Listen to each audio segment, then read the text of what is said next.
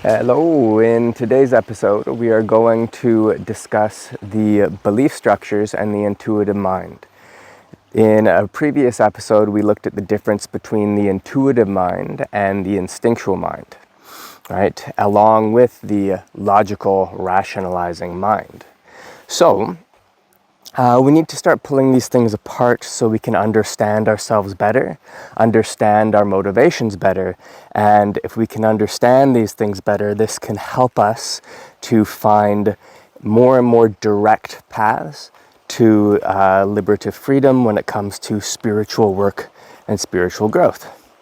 Right? Now, the belief structures can, if they are superseding the intuition, then it is very likely that that intuition is actually the instinctual mind, not the intuitive mind, the instinctual rationalizing mind. So we'll give an example here. Let's say that you have someone who has a very strong belief structure about, say, strict veganism and health, and morality is involved in that, right? And let's say that, their teeth are turning gray and falling out, which is not an uncommon phenomena in that particular community if you're missing different nutrients, etc.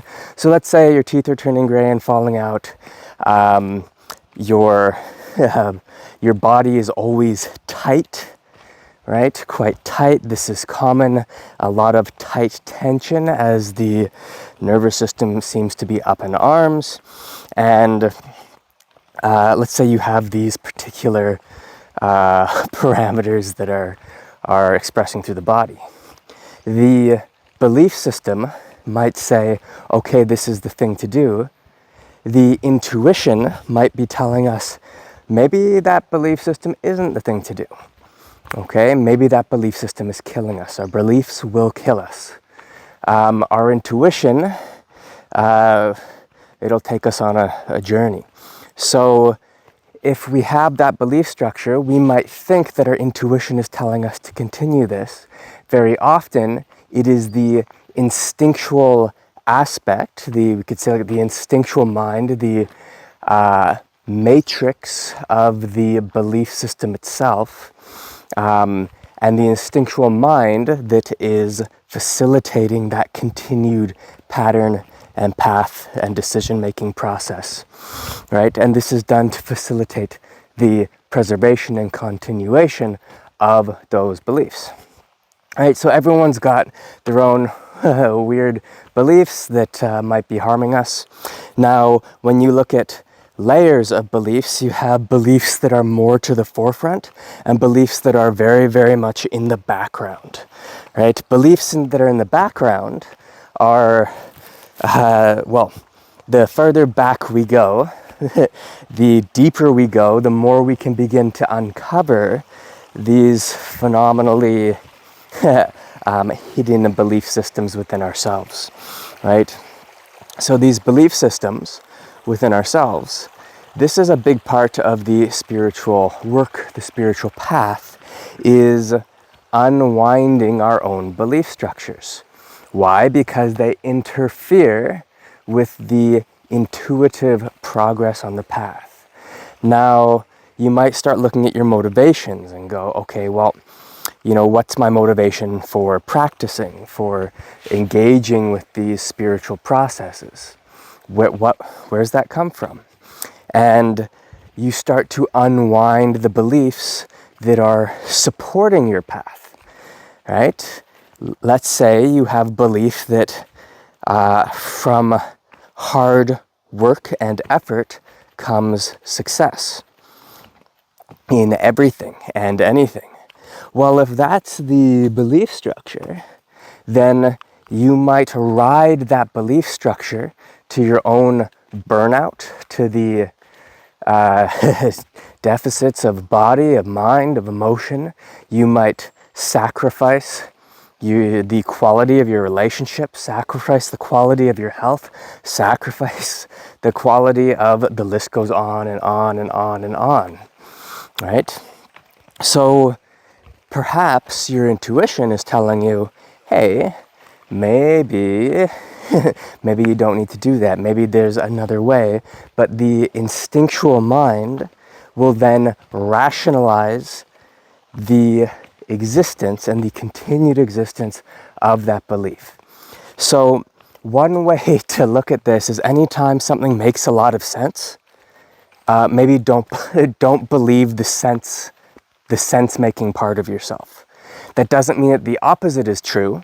It just means that we want to have a deep enough understanding of ourselves that we can avoid deep attachment, right? That we can avoid the attachment to the rationalizing mind, attachment to logic, attachment to the instinctual mind, that preservative mind that is preserving the parts of us that don't want to die off, right? These belief systems, belief structures, models of training and practice, models of the world, on and on and on and on. So if we are sincere in our path of surrender as we go through this stuff, then there's no choice but to come to a we come to a fork in the road where we have to let these things go, right?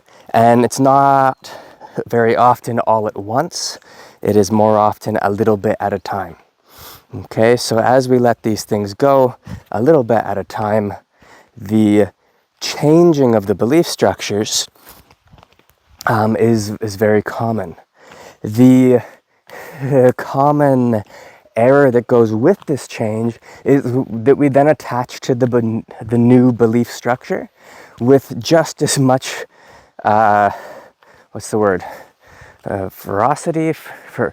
ferociousness as we held on to the previous belief structure. And we go, oh, okay, well, that thing I was doing, obviously that's wrong, right? Obviously that wasn't the thing, but what I got now, and this is the thing, this is right. And then the whole identity reorganizes and backs up this new belief, right? And this literally is no different than the previous one in terms of the attachment of identity and the illusions and delusions that come with the instinctual mind's need to preserve the identity itself, whatever it's identifying with, right?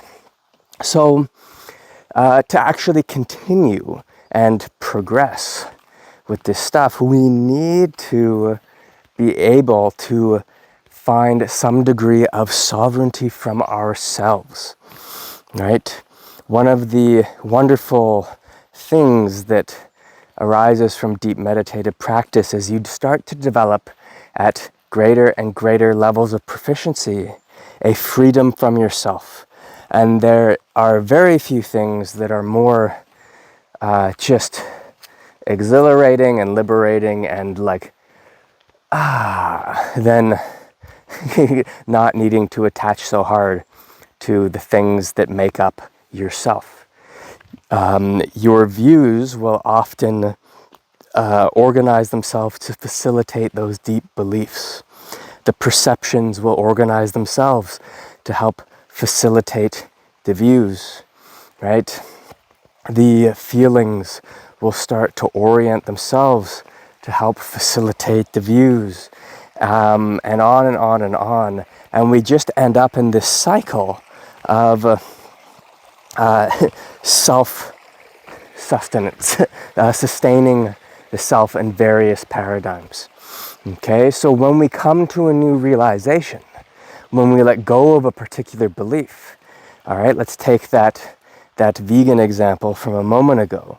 When we let go of the belief that that is the way to do things, and the intuition is allowed to guide us, we might find that we start eating foods in a different way, in a different type of balance. Everyone's got their own,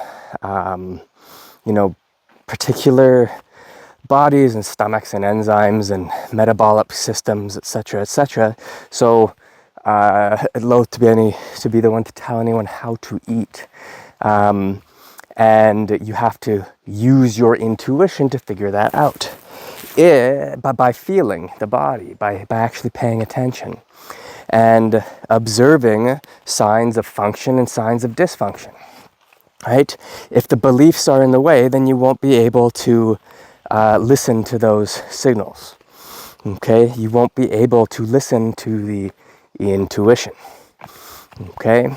So let's say you're in that situation where you were, doing the vegan thing, and then you switch and you start eating some meats and stuff, and then you go, oh, you know what the answer is?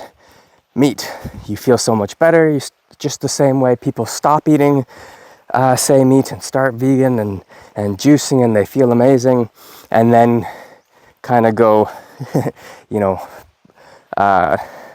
just nuts about it. The same thing applies to whatever it is. People are people, right? Unless you are acting from a place beyond habitual identity and beyond the preservative rationalizing mind, beyond the habitual attachment to identity, then the likelihood that your intuition is actually intuition is low. Okay? So I hope you found this helpful. Look at your belief systems, look at your belief structures, see how and why you might act the way you act, how and why you might think the way you think, what is supporting your thinking structures, right? What is supporting your the way that you feel about things? What is supporting your rationale? Where does your rationale come from? That rationalizing mind. What is the instinctual mind preserving? Right? These are all very, very good topics of contemplation, so that you can begin to note what the instinctual mind might be preserving, and then once you've noted that, you can begin to relinquish the hold that aspect of the instinctual mind has on you. As that hold relinquishes, things open up and you can breathe that much more easily.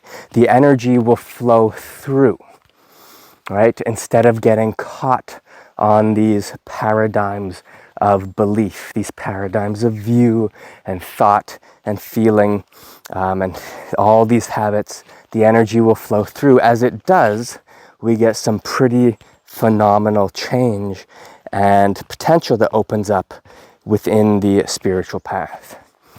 All right, that's about it. Thanks for watching. If you're interested in training, please check out the website. We have a free page there that is the entire walkthrough from the podcast of Franz Barden's initiation into Hermetics. There's also the course in Hermetic Alchemy, Qi Gong, and meditation. There's the Tai Chi program, and there's the Zenden. There should be some webinar-style workshops coming up soon, so stay tuned for that, and we'll see you on the next one. All right, thanks a lot.